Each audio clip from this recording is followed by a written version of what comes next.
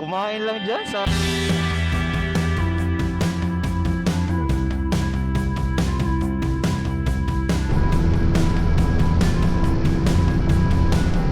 Mga ka-Robby, welcome back sa Robby Moto.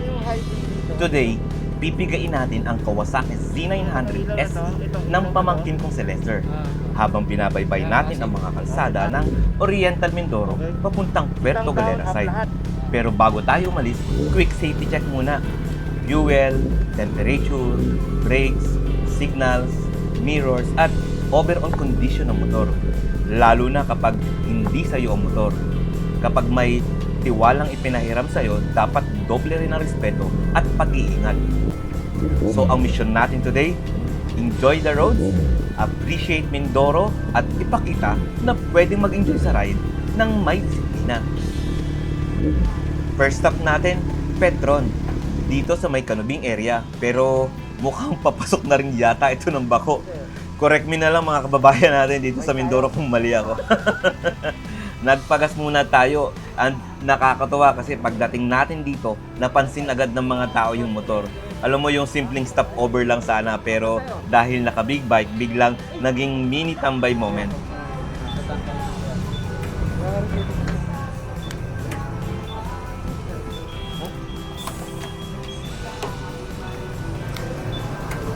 Mga tao dito sa sa diretso lang na papunta ko. Ha? Bibili ka na? Kailan? Saan tayo? Puerto? O saan tayo? Kahit nga tayo na lang. Oo. Hindi, may daanan ba na kung pag yun, malaga? Wala yan, tulun, tulun. Oo nga. Bibili mo ganito? Let's go po. Mga tao dito sa may water.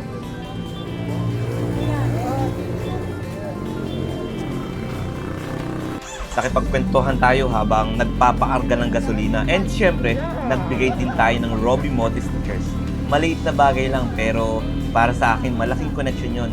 Hindi man kailangan laging grand event para makakonekta sa kapwa rider o sa mga taong curious sa motor.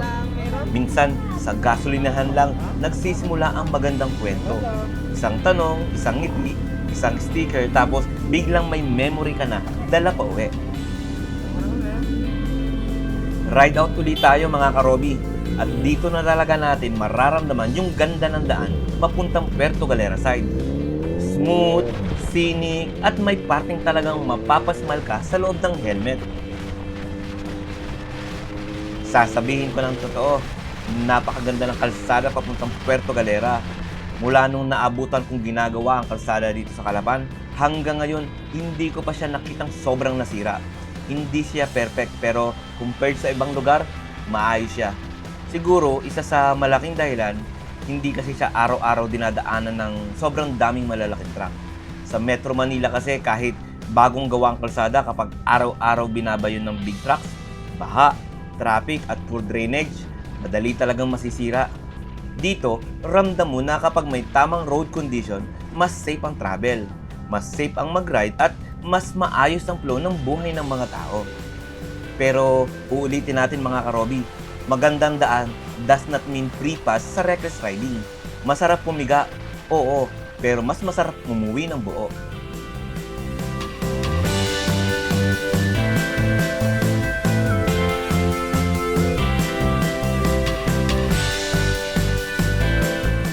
Pero kahit mas maganda ang daan, hindi ibig sabihin libre na tayong maging kampante.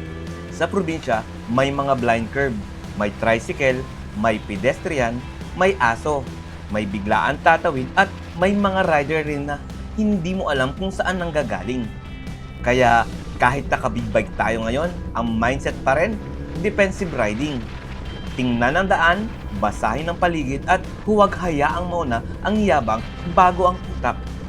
Ang sarap ng isipin na minsan, kailangan mo lang ng konting layo sa usual route para ma-refresh ka rin. Minsan, ang ride mismo ang pahinga.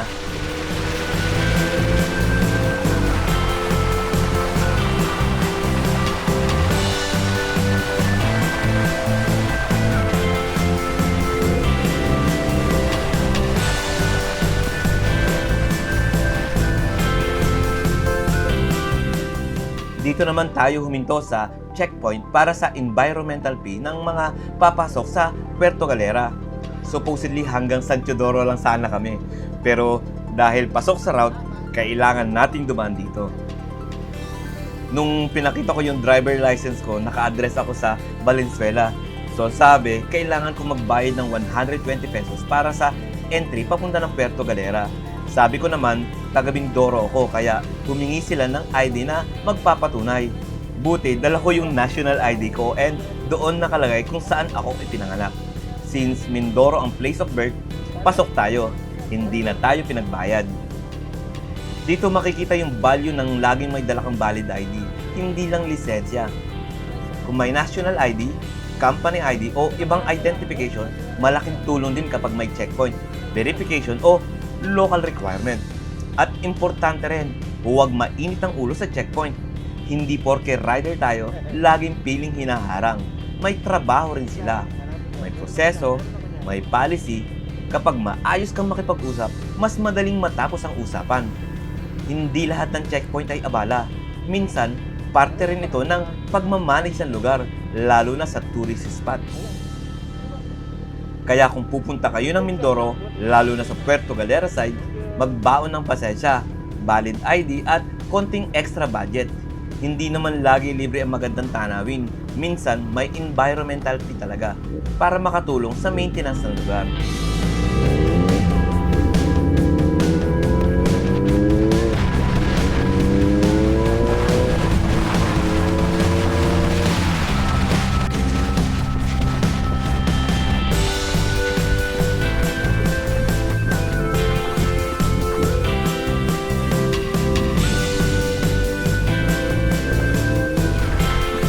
Ayan, biyahe na ulit tayo at nadaanan natin ang Tamarong Falls. Grabe, ang daming tao mga karobi. Hindi na rin tayo huminto ng matagal kasi mukhang crowded. Pero kahit dumaan ka lang, alam mong isa ito sa mga landmark na dapat puntahan kapag nasa Oriental Mindoro ka. Tamarong Falls is one of those places na kahit ilang beses mo na nadaanan, may dating pa rin. Tubig, bundok, hangin at yung feeling na nasa lugar ka na buhay pa rin ang nature.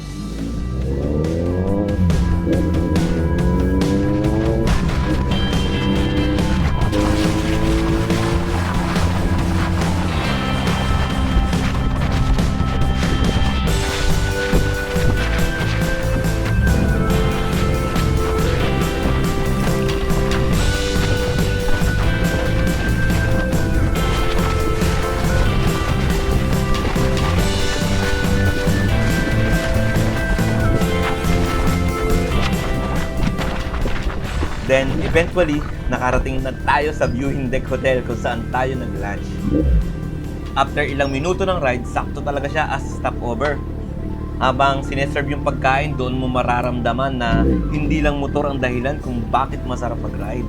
Kasama rin dito yung mga simpleng stopover, no? Yung uupo ka, kakain, magkukwentuhan, no? Magpapahinga, tapos titingin ka sa dagat, sasabihin mong, buti na lang, tumuloy tayo. Ito yung mga bagay na madalas hindi nakikita si short clips. Sa likod ng quick clips, may pagod, may init, may checkpoint, may gastos. At syempre, may gutom. Pero may kapalit na memory. Kaya sa mga kababayan natin, especially sa mga taga Metro Manila na pagod na sa traffic, subukan yung bumisita sa Oriental Mindoro. Hindi para magpasikat, hindi makipagkarera. Puntahan nyo para huminga, magpahinga at maalala na marami pang magagandang lugar sa Pilipinas na worth respetuhin.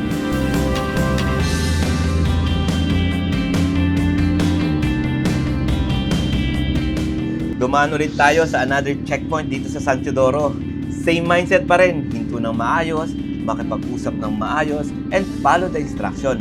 Wala tayong kailangang patunayan sa checkpoint. Mas mabilis ang usan kapag kalmado ka.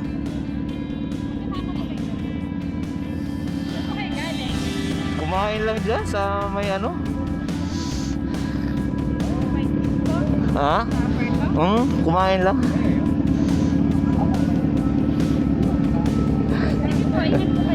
Thank you. Alin? Hindi mo. 600.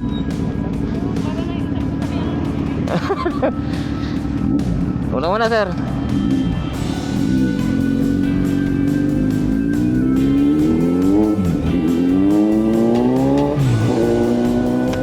Mga karobi, that was our quick ride here in Oriental Mindoro. Piga sa Mindoro, yes, higit sa piga, mas dalo ko yung pasasalamat. Dahil ang tunay na magandang ride, hindi yung pinakamabilis. Ang tunay na magandang ride, yung may kwento kang nauwi. At ikaw mismo, nakakauwi rin. This is Robby Moto. Ride safe ka, Robby. Kita-kits sa next ride!